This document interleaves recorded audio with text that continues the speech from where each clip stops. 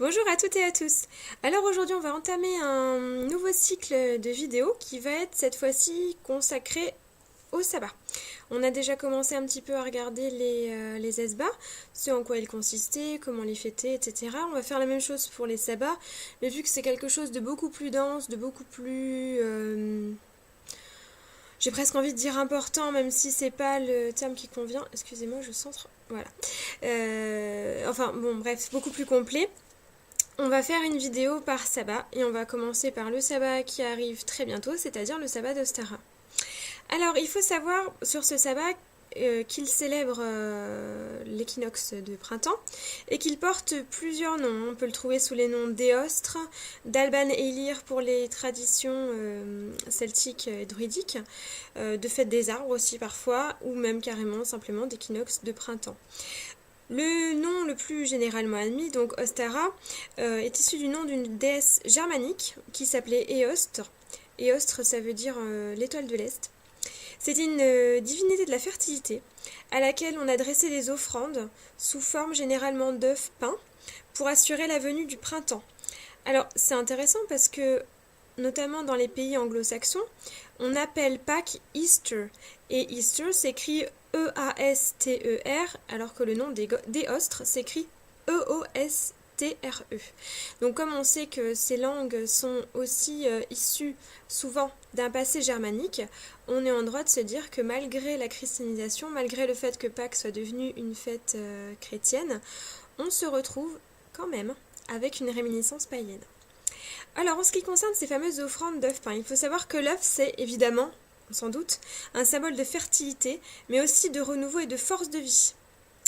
Puisque les œufs représentent la vie potentielle, ils vont être chargés de souhaits pour que ces derniers croissent durant l'été. Parce que l'œuf représente la jeunesse du monde, c'est une réalité primordiale en fait, qui contient le germe de la vie et de la différenciation des êtres. Chez les Égyptiens, par exemple, le mot qui désignait l'œuf était féminin. Et selon la mythologie, donc c'était d'un œuf que le dieu primordial était issu pour organiser le chaos en donnant naissance à des êtres différenciés, le dieu devenant ainsi fils et père, comme c'est le cas dans beaucoup de mythologies polythéistes. Je vais y arriver. Les mots peinent à venir. Désolée. Le printemps est là, mais moi je vais... Donc, l'œuf, c'est aussi une représentation de la puissance et de la lumière, évidemment. Il est naissance et renaissance, il est retour et résurrection. C'est pour ça, on s'en doute, que quand la fête d'Ostara a été récupérée par le christianisme, on lui a collé la fête de Pâques, qui célèbre désormais la mort et la résurrection de Jésus. Coïncidence? Certainement pas. Enfin bref.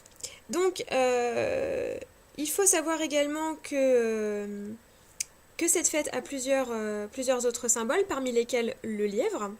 Donc le lièvre était l'animal qui était dédié à la déesse Ostara, en raison de sa nature prolifique. Si vous avez déjà vu une hase donner naissance à ses petits, vous comprendrez aisément de quoi on parle. Et effectivement, si on regarde dans les différentes mythologies du monde, de très nombreuses déesses lunaires liées au cycle féminin adoptent un lièvre ou un lapin pour les traditions plus tardives, comme emblème. Ce symbole était tellement fort qu'il a d'ailleurs pas disparu. On le retrouve aujourd'hui sous la forme du lapin de Pâques. Alors évidemment, on lui a mis le lapin. Le lapin qui est un animal domestique, qui est un animal qu'on élève pour sa chair.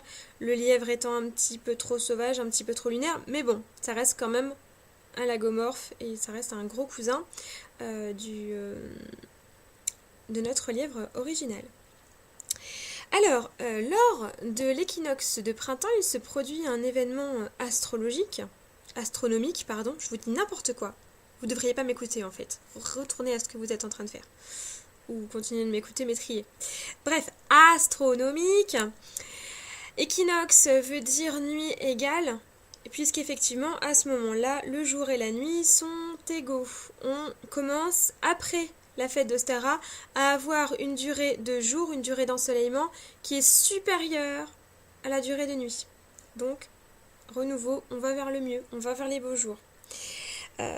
On augmente, la durée du jour va augmenter de plus en plus jusqu'à atteindre un point culminant qui va être à l'Ita, au niveau du solstice d'été, avant de rediminuer de nouveau jusqu'à l'équinoxe d'automne, mais bonne, où le jour et la nuit vont de nouveau être égaux, et la nuit va progressivement augmenter jusqu'à Yule, où ça va être la nuit la plus longue de l'année, ensuite les jours vont recommencer à augmenter, etc., etc. C'est un cycle sans fin. Donc, lors d'Ostara, évidemment, excusez-moi, j'ai ma caméra qui fait un peu des choses sans moi. Ne bouge pas, caméra. J'étais à l'œil. Bref, donc, à cette occasion, la sève monte, la terre reverdit, la lumière est croissante, les oiseaux font cuit-cuit, c'est merveilleux, c'est fantastique. Dans le domaine féerique, on dit également que les fées vont insuffler leur créativité et leur pouvoir aux fleurs naissantes. Oui, les fleurs commencent à percer, donc c'est donc un moment idéal pour planter, puisqu'on dit que les semis seront protégés par les esprits naturels. Alors ces esprits, on va les évoquer par des feux votifs. On va brûler par exemple des plantes comme le datura. Le datura évidemment est issu d'une récolte de l'année précédente, on est d'accord, parce que le datura n'est pas complètement sorti, sauf si vous faites comme moi, si vous gardez le vôtre à l'intérieur et qui fait n'importe quoi et qui ne reconnaît plus les saisons. Donc le datura, on va le brûler avec de l'encens dans un brasier extérieur. Ne brûlez pas du datura à l'intérieur. Sauf si vous voulez être vraiment saturé dans une grosse fumée qui fait des effets un peu bizarres sur votre conception du monde. Bref, brûlez-le dehors. Puisque sa fumée, en retombant sur le sol, va fortifier la vigueur de la terre pour augurer de bonnes récoltes. Ça, c'est plutôt encourageant, je trouve.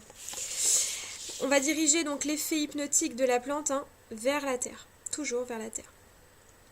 Alors, sur le calendrier zodiacal, l'équinoxe de printemps marque le début de la nouvelle année. Les cycles astrologiques se renouvellent tous les 2167 ans, si ma mémoire est bonne. Et donc, ces cycles portent le nom du cycle zodiacal que cet événement traverse.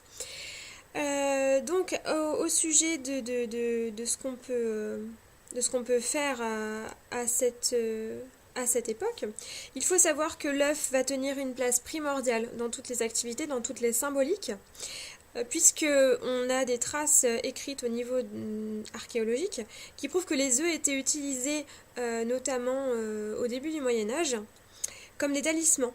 Mangés au cours d'un rituel. On consommait le talisman, on consommait l'énergie. On ramassait par exemple des œufs qui avaient différentes formes, différentes couleurs, plus ou moins blancs, plus ou moins gros, plus ou moins petits. Pas forcément des œufs de poule, on est d'accord. Il y a des œufs qui peuvent être magnifiques, il y a les œufs de grives notamment, qui sont particulièrement beaux puisqu'ils sont naturellement turquoises. Donc les grives étant des oiseaux qui étaient relativement répandus à cette époque, c'est pas très étonnant d'avoir ces œufs-là dans le folklore médiéval.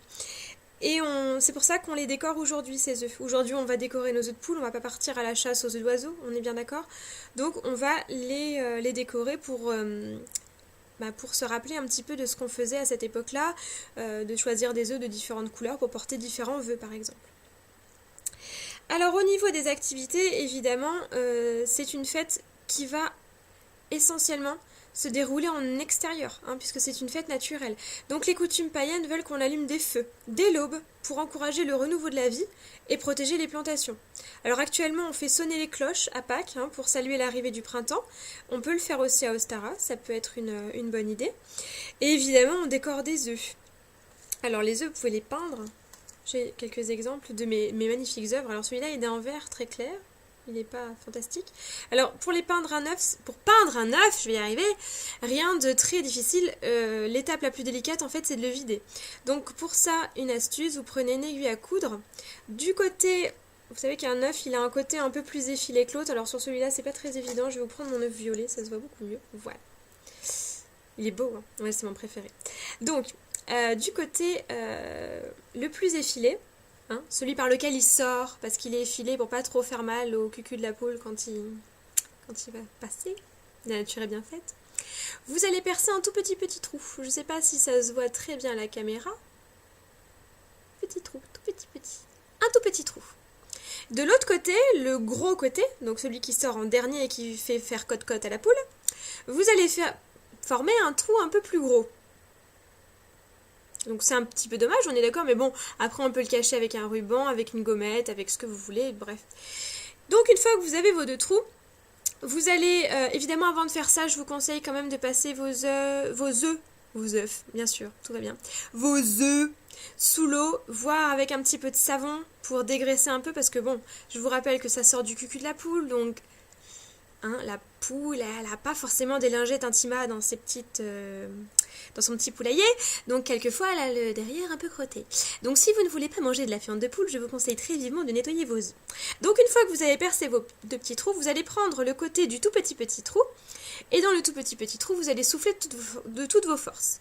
Au-dessus d'un évier, ou d'une bassine, ou de quoi que ce soit pour retenir le flux, parce qu'en fait le but c'est d'éjecter l'intérieur de l'œuf. On fait ça sur des œufs crus bien sûr, ne vous amusez pas à peindre des œufs durs, ça sert à rien. Donc vous allez éjecter le contenu de l'œuf par le gros trou. Et vous allez souffler. C'est le moment où la tête tourne, où on n'en peut plus. Et donc une fois que votre œuf est parfaitement vidé, vous le rincez en y passant de l'eau, toujours d'abord par le petit trou. Vous laissez sécher. Et puis après vous pouvez peindre comme vous voulez. Donc ça se garde très longtemps. Celui-là il a 5 ans par exemple. J'en ai fait un bleu aussi, je vous le montre parce que bon voilà. Alors c'est tout bête, hein, là j'ai vraiment fait un truc hyper simple. J'ai juste peint. Voilà, c'est tout bête. Après, on peut faire des choses un peu plus sympas. On peut faire ça. Faire des rayures. Je sais pas si vous voyez bien. Lumière, cache-toi. Voilà, petite rayure comme ça. J'ai que des rayés en fait. Voilà. Bon, donc on peut faire des rayures. Enfin, vous pouvez faire tout ce que vous voulez. Vous pouvez faire des pois, des fleurs, des étoiles. Vous pouvez coller les choses dessus. Bref.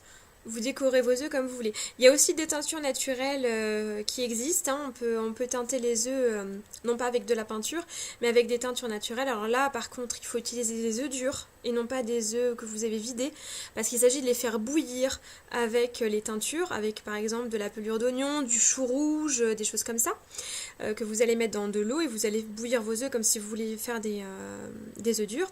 Évidemment, il faut prendre des œufs durs parce qu'avec les remous de l'ébullition, si vous prenez un œuf vidé, il va se casser en 1000 morceaux. Donc ça servira à rien. Bref, donc on décore des œufs. C'est aussi le moment de faire des plantations, évidemment. Bon, déjà, la saison techniquement s'y prête. Alors, évidemment, ne plantez pas s'il y a encore des gelées par chez vous, ça paraît logique. Mais bon, c'est le moment, techniquement, au Stara, où on va s'occuper du jardin. On va aussi opérer ce qu'on appelle le grand nettoyage de printemps. Alors, c'est un nettoyage qui va être physique. On peut passer l'aspirateur dans la maison. C'est encore mieux si vous chantez I Want to Break Free. Tel Freddie Mercury glorieux. Mais aussi, évidemment, spirituel. On fait le ménage dans ses idées, on fait le ménage dans sa vie, on fait le ménage dans sa spiritualité. On enlève tous les problèmes qui vont polluer notre esprit. Et par exemple, pendant qu'on fait le nettoyage, on peut aussi balayer symboliquement la maison, donc avec un bessum, avec un balai de sorcière, dans le sens des aiguilles d'une montre, pour symboliser le mouvement apparent du soleil à ce moment de l'année. Donc, on essaye de rester dans le cours naturel des choses. C'est aussi le temps évidemment d'aller dehors, de découvrir l'évolution de la nature jour après jour, d'écouter, d'observer la faune sauvage, en particulier les oiseaux. Hein, on garde le lien entre les œufs, les oiseaux. Cui-cui, les petits... Et puis évidemment de planter des graines même dans les endroits sauvages si vous voulez encourager la nature et la biodiversité, de travailler dans le jardin, de le nettoyer pour sentir le printemps émerger et puis lui permettre de faire place nette. Évidemment, c'est une bonne période pour prendre un nouveau départ, pour se défaire des derniers liens avec l'hiver, des derniers liens de tristesse. Par exemple, on peut dresser quelques jours avant Ostara une liste des choses négatives qui nous empoisonnent la vie, des chagrins, des disputes, des échecs, de tout ce qu'on veut, tout ce dont on veut se débarrasser. Et ensuite, pendant la semaine, on essaye de les résoudre. On va essayer de s'en débarrasser, mais calmement, avec sérénité. Qu'est-ce que je peux faire pour me débarrasser de ça ? Qu'est-ce que je peux faire pour laisser couler, pour lâcher prise ? Et le jour d'Ostara, on brûle la liste. Et on s'est débarrassé de tous ces petits tracas de la vie. On peut aussi faire des rituels en lien avec le petit peuple, hein, puisque tous les sabbats qui sont orientés dans un point de vue solaire sont très en lien avec le petit peuple, hein, notamment Ostara, Beltane et puis Lita. Donc on peut par exemple créer une autre bénédiction en demandant la bénédiction des fées ou des esprits du lieu ou des esprits du jardin, les dévas, les dryades, ce que vous voulez, ce avec quoi vous êtes le plus en phase. Vous remplissez un récipient de préférence en céramique ou en verre d'eau de source et vous le laissez au soleil quand le soleil est à son zénith pour que le soleil la charge.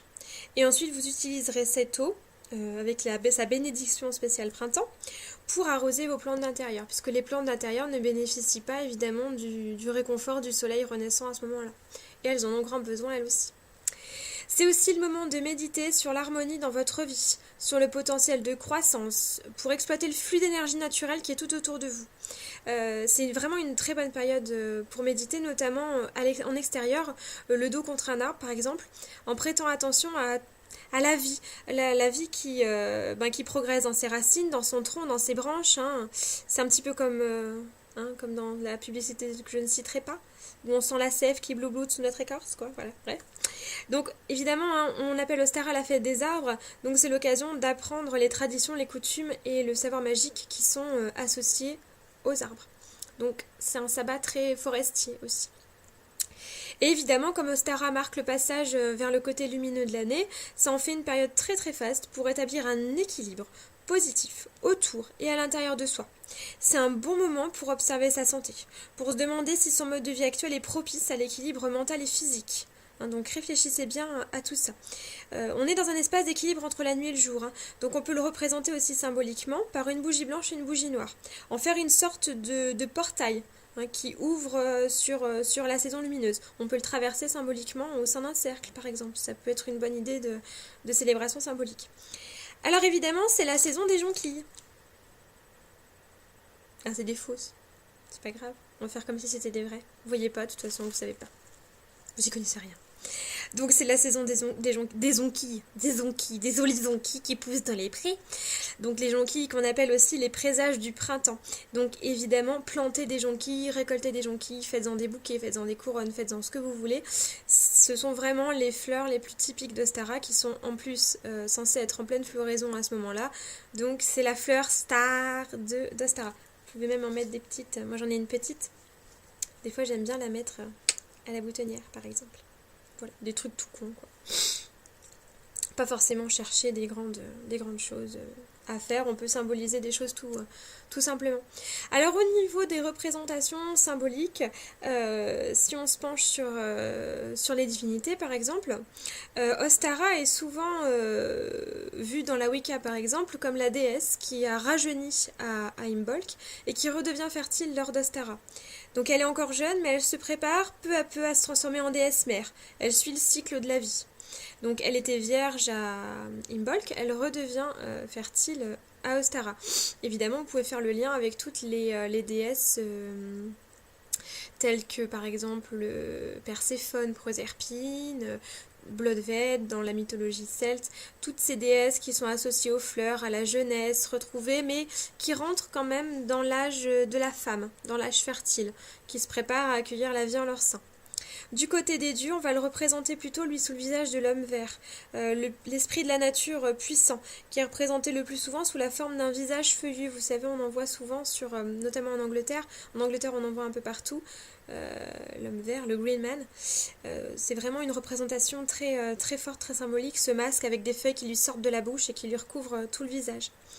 On le retrouve notamment sur de nombreuses églises, donc sa présence elle n'est pas anodine. Hein.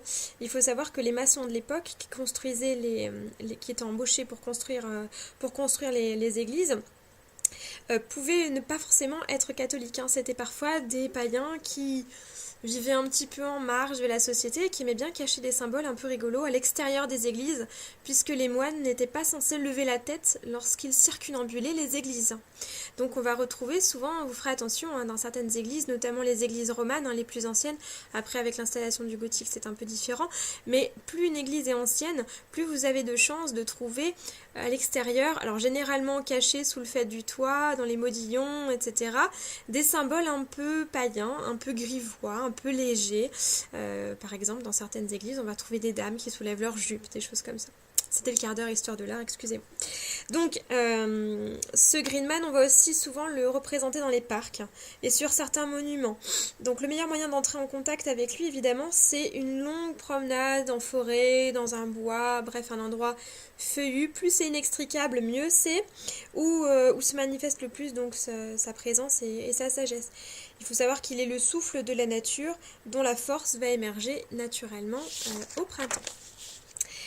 Au niveau des décorations d'hôtel, si vous souhaitez faire une petite déco en lien avec Ostara, donc mettez des fleurs.